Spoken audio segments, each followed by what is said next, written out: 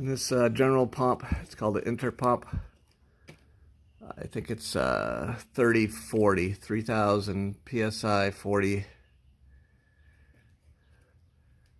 4 gallon per minute. So I had my chief engineer design this little puller. Found a I forgot what it was, some kind of a lead anchor thing or something, and we put a couple washers together and a piece of a fuel line, 3/8 fuel line here, and so this goes down in here, and then you tighten it in and it expands it, and then you can pull out the there's 3 of these. I think these are the low pressure seals. So that tool is I don't remember where this anchor came from, but you can see it has a sleeve on it, and as you tighten it down, it expands the sleeve over this little, mushrooms out over this little angled thing at the end. So that's what we used. Instead of having the metal sleeve, we're using the rubber hose, fuel line hose. There it is. Popped it out. Just used a 3/8 wrench on the nut and held it so the threaded part wouldn't spin with the vice grips. By the way, these are really nice vice grips. I think they're Craftsman. Yeah, it says right there, China. No, wait. Over here it says Craftsman. Anyway, these are the easiest ones I've ever used. I think I got them at Lowe's or somewhere. Okay, so we have, these are all the pieces that came out of it. So we have this little metal ring that I'm going to reuse. We have like this brown leather seal. And there's another one here. They're all labeled here. So what I had to do in order for this all goes in like this. It goes in this way. So to keep things from falling out while I'm trying to put it way down the hole there, I put a little bit of heavy silicone caulk, just a speck of it, to glue this little metal ring onto the first. The other hard part is you're putting it down into the hole backwards, so that this has to squish into the hole. It's the opposite way you'd think you'd want to do it. There's this metal flange here, which they call is a stop ring. That's this big brass ring here. And then the low pressure seal is up in here. It's actually right in there. Fortunately, we saved everything in order when we took the old one out, or we'd never be able to remember how to do this. The diagram helps, but not a whole lot. So I've got three seals left. So that's where I'm at. So here's the metal ring, and here's the new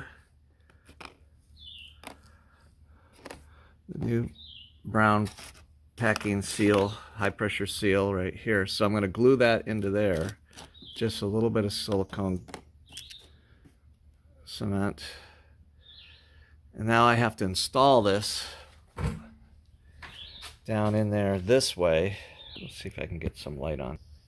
I don't know if you can see way down the hole there. So there's an inner hole that this has to fit down into. So it has to go down in there, but it's hard to because I'm pushing it in backwards. So now I've capped the brown packing in there, and now I have to do the black one, which is this one. And this has to go on top of that brown one, and I had a hard time with the last one. The one before it went in pretty easy. That has to go in there next. And then this little brass ring will fit in there, fits up inside this groove. That'll fit in there. And then the last piece, I got to replace the seal inside the top here. So I used different size sockets to get that started. I put a little silicone grease around it. hardly see it in there. So I used the big one that fits almost inside the entire hole to get it started squarely. And I pushed it a little further with this one. And then this one seats down inside that smaller hole. Tapped it into there. So now I just have to replace the seal in the cap here. The O-ring, they didn't have any O-rings. They were supposed to order them for me. But he said I shouldn't have a problem with that old dried up one. But that's because they didn't have one to sell me, I guess. They forgot to order it. So it should be okay without that. So now I have to change this one. So I use a pick to pick the old one out. So now I'm ready to install this. I got the new seal on the cap here. So that's gonna face down. Alright, so got all those seals in. This is where the pistons go in. The check valves all go in these. I may put those in after I install it on the pump. And so here's the ceramic pistons that go into those holes. So I'm going to put some silicone grease on here and then reattach this, and I think I'll add the valves after that.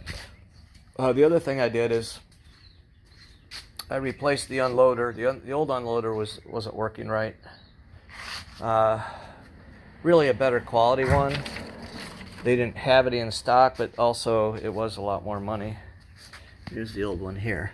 Now this one has a bypass that goes right from the high pressure down into the low pressure. Low pressure being the side that the garden hose goes into. So on this one they have it a little bit different.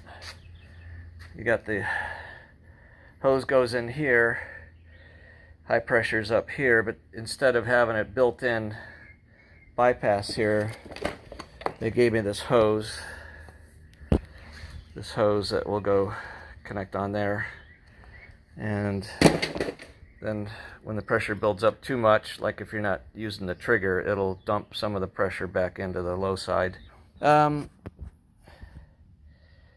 This was kind of of course I have 3 sets of these and I couldn't find any of them, or actually one of them didn't work very well, so I bought this one at Lowe's. It has an extra little bite to it, and it worked really good for cracking the bolts that hold the pump in. Alright, so this pump now is going to slide onto there. Can't do it, hold the camera at the same time.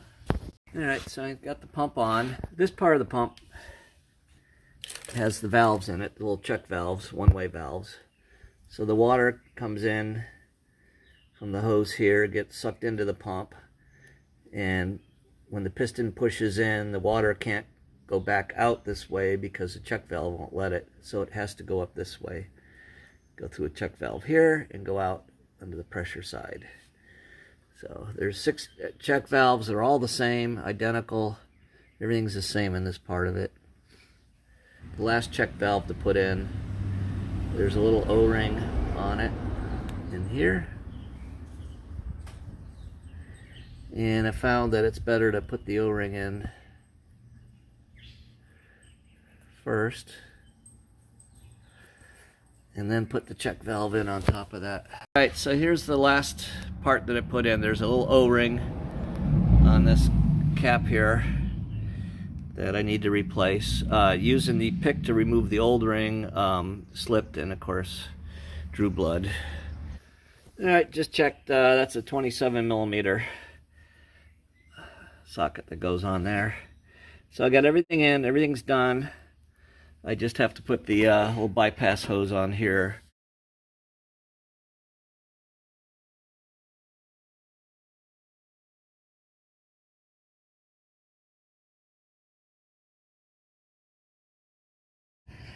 And now I'm trying to work the whole pump off of the base here.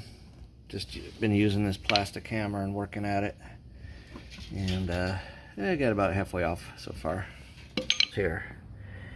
So I'm going to change the O-rings on those next. So just have to pull out that last one there. Using this Guess it's a T6 Allen head, and we took out the cap screws, or whatever you want to call them. And now I'm trying to work the whole pump off of the base here. Just been using this plastic hammer and working at it, and I got about halfway off. So, all right, I got the O-rings out. A little pick didn't work, other than the fact last time I pulled the O-ring out, it slipped and went into my finger. And they're all rotted, stiff as a board. They all broke. These are all broken. I ended up using a little jeweler's screwdriver. Get in there. Alright, just tapped them back in with the new O-rings on them. And put some silicone grease around the outside of this, and then also on the ceramic pistons here. So the sleeves will slide over, all the seals will slide over there, hopefully nice and smooth. Alright, kind of worked it back and forth and tapped it on with the plastic mallet, and try to hit it more in the center here because that's where the pistons are, so it goes on square, nice and careful, a little bit at a time.